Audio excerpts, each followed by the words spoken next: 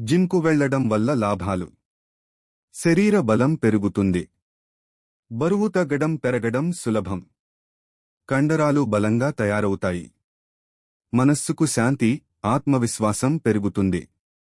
గుండె ఆరోగ్యం మెరుగవుతుంది.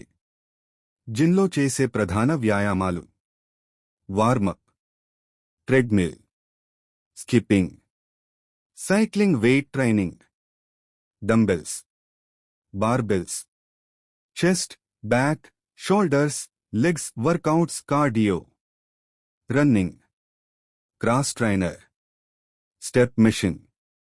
జిమ్తో పాటు ఆహారం: ప్రోటీన్ ఎక్కువగా తీసుకోవాలి.